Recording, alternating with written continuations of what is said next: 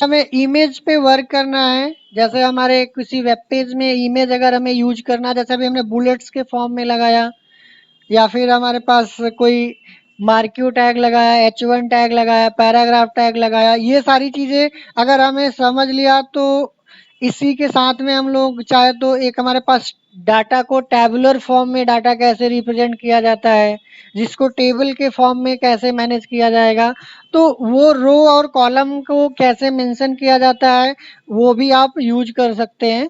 तो row column में कैसे मेंशन करना रहेगा उसके लिए एक नई फाइल बनाते हैं, बट उसके लिए हम यहाँ पे थोड़ा सा इसको हम कॉपी कर लेंगे यहाँ से, जो ऑलरेडी हम लोगों ने काम किया था। इस पे न्यू फाइल करेंगे और यहाँ से कंट्रोल वी पेस्ट किया और बॉडी को हमने यहाँ से क्लोज करेंगे और बॉडी में हमारे पास HTML को क्लोज करेंगे। इसी को सेव करेंगे, यहाँ से हम इसको टेबल के नाम से हमने दे दिया सिंपल टेबल डॉट HTML, और इसको हम नाम कुछ भी दे सकते हैं।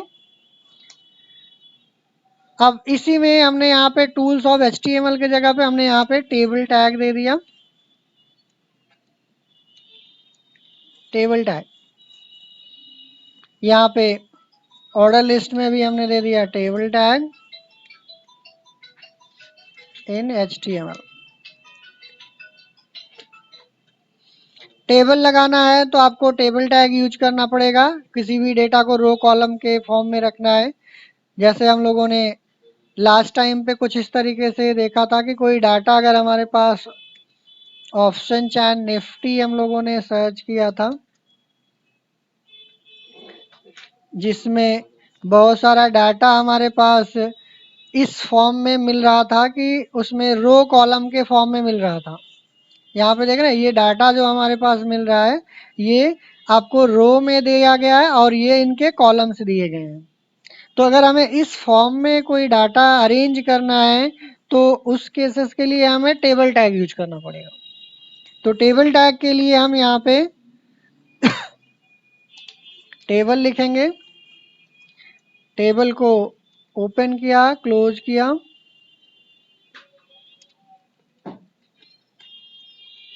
इस टेबल में हमारे पास TR होता है, इस TR के अंदर हमारे पास क्या करेंगे TD लगाएंगे, TH लगाएंगे। जैसे इसमें देखिए कुछ हमारे हेडिंग्स होते हैं, यहाँ पे हेडिंग्स में ये हमारे पास जो टॉप में दिया गया ये थोड़ा सा डिफरेंट कलर में है, तो ये हमारी हेडिंग्स हैं जिसको हम टेबल हेडिंग बोलेंगे। और इसके अंदर जो नॉर्मल ये डाटा लिखा गया ये हमारा TD है जिसको हम टेबल डाटा बोलेंगे। तो यहाँ पे हम क्या करेंगे टेबल से हेडिंग बनाना है जिसको आप फील्ड नेम भी बोल सकते हो, उसके लिए हम TH लगाएंगे। जैसे हमने यहाँ पे नेम दिया, TH को क्लोज किया, फिर से हमने TH ओपन किया, फिर यहाँ से हमने एज दिया, TH को क्लोज किया, फिर से हमने यहाँ से TH लगाया और यहाँ से एड्रेस दिया और TH को क्लोज किया। ये फर्स्ट रो कंप्लीट हो गई। इसको अगर हम यहाँ से सेव करके रन कराएंगे तो ये हमारा कुछ छोटा सा यहाँ पे आएगा, बट इसमें भी हमारे बॉर्डर बन के नहीं आ रहे हैं। तो इसको बॉर्डर्स अगर हमें लगाना है तो आपको टेबल में जाना है, टेबल टैग में यहाँ पे एक आपका बॉर्डर एट्रीब्यूट होता है, इसमें आपको 2 पिक्सल्स जितना मोटा आपको बॉर्डर देना है वो आप यहाँ पे देंगे और उसके बाद यहाँ से फिर से रन कराएंगे तो ये हमारा बॉर्डर कुछ इस तरीके से बन के आ जाएगा। हाँ, इसमें छोटे छोटे ये हमारा जो TH है और ये पूरा का पूरा टेबल है, तो एक रो और इंसर्ट करते हैं तो थोड़ा सा आइडिया लगेगा। इसमें नेक्स्ट रो में हमने यहाँ से दिया TR और नॉर्मल डेटा देना है तो TD, और यहाँ से हमने TD को क्लोज किया और फिर से हमने TD लगाया और यहाँ से हमने TD को क्लोज किया, देन अगेन हमने TD लगाया, यहाँ पे एड्रेस दिया, फिर से TD को क्लोज किया, देन हमने यहाँ से क्या किया TR को क्लोज किया। जितने नंबर ऑफ रिकॉर्ड्स होंगे उतनी बार हमें TR लगाना पड़ेगा और उसमें नंबर ऑफ कॉलम्स जितने होंगे उतने हमें TD लगाने पड़ेंगे। तो एक रो के 3 कॉलम हैं, फिर एक रो के 3 कॉलम्स हैं, इन 2 कॉलम्स के बीच में गैप है, इन्हीं को हम बोलते हैं सेल स्पेसिंग। क्या बोलते हैं? सेल स्पेसिंग, तो हम बॉर्डर में जहाँ पे दिया गया है वहीं पे लिखेंगे सेल स्पेसिंग।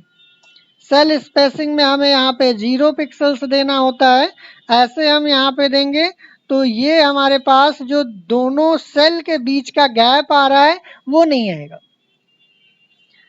बाकी इसकी आपको विड्थ बढ़ानी है टेबल की, तो आप यहाँ से विड्थ भी बढ़ा सकते हो। आपको 50% करना है 50% कर दीजिए। देखिए आप पिक्सल्स में भी आप विड्थ दे सकते हो और आप परसेंटेज में भी दे सकते हो। अगर आप परसेंटेज में देते हो तो स्क्रीन का हाफ लेगा, पिक्सल में आपके अकॉर्डिंग लेगा।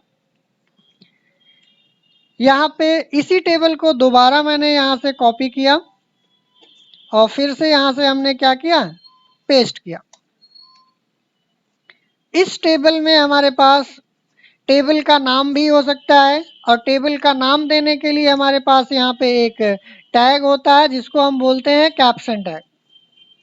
कैप्शन टैग में हमने यहाँ पे दे दिया यूज़र डिटेल्स और यहाँ पे हमने कैप्शंस को क्लोज कर दिया और इसको सेव किया और फिर से यहाँ पे रन कराएंगे तो हम अपने टेबल का नाम दे सकते हैं कुछ इस तरीके से।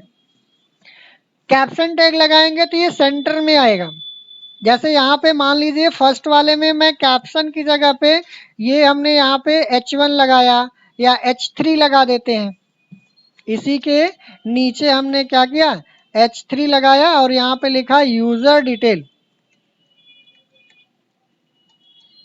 यूजर डिटेल हमने H3 किया तो ये हमारा टेबल के सेंटर में नहीं आएगा। लेकिन अगर हमने क्या किया है, कैप्शन टैग को यूज किया है तो आप इसकी विड्थ आप 100% कर दीजिए।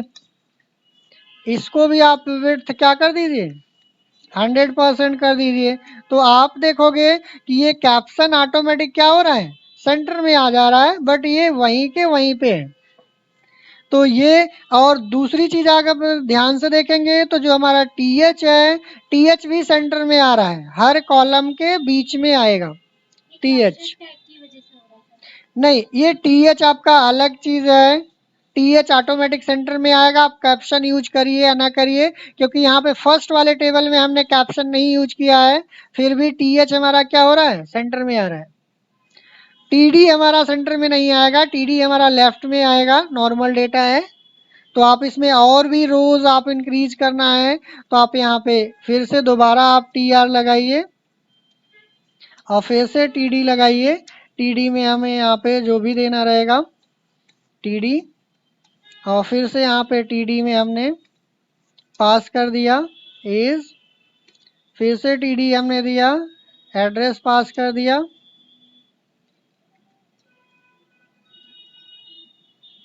और अगेन फाइनली हमारा TR यहाँ पे क्लोज हो जाएगा। तो आपको यहाँ पे सेव करके फिर से आप चेकआउट करेंगे तो TD का हमेशा लेफ्ट में ही आएगा, लेफ्ट में ही आएगा, बट TH का हमारा सेंटर में आएगा। इसमें कैप्शंस को अगर हमें हाईलाइट करना है, जैसे थोड़ा सा बोल्ड करना है, तो आप यहाँ पे बी टैग यूज करिए, कोई बाउंडेशन नहीं है कि हम बी केवल पैराग्राफ में लगा सकते हैं, ऐसा कुछ नहीं है। अगर आपको इटैलिक करना है तो आप इटैलिक करिए, बोल्ड करना है तो बोल्ड करिए। अगर आपको लगता है कि नहीं अंडरलाइन भी करना है तो यहाँ पे आप अंडरलाइन भी कर सकते हैं। दैट्स डिपेंड ऑन यू कि आप क्या क्या चीज़ें आप उसमें यूज करना चाहते हो, कैसे आपको सही लगेगा। तो बोल्ड, इटैलिक, अंडरलाइन, यहाँ पे हमारा यू टैग गड़बड़ हो गया, यू लगाना था इसलिए अंडरलाइन था यू, और तिरछा करने के लिए अगर हमें करना हो तो हम इटैलिक यूज करेंगे, आई टैग। तो कुछ इस तरीके से हम यूज कर पाएंगे। आपको गैप चाहिए, आप यहाँ से BR यूज कर लीजिए दोनों के बीच में। यहाँ पे भी आपको गैप्स चाहिए, आप यहाँ पे भी BR यूज कर लीजिए। That's one totally depend on you, आप कहाँ पे गैप देना है वो आप पास आउट कर सकते हो, ठीक है। तो कुछ इस तरीके से हम टेबल में क्या करेंगे, TR लगाएंगे, TD लगाएंगे और DH लगाएंगे। कोई भी डाटा को अगर हमें टैबुलर फॉर्म में अरेंज करना रहेगा तो हम टेबल में कुछ इस तरीके से डेटा को मैनेज करेंगे।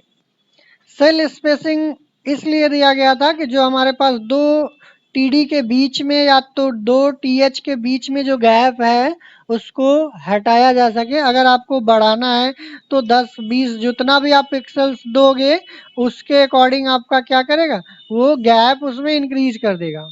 यहाँ पे कुछ इस तरीके से दो टीडी या टीएच के बीच में गैप को इंक्रीज कर देगा। अब वो चाहे टॉप बॉटम हो चाहे लेफ्ट राइट में हो, वो चारों साइड से गैप कर देगा।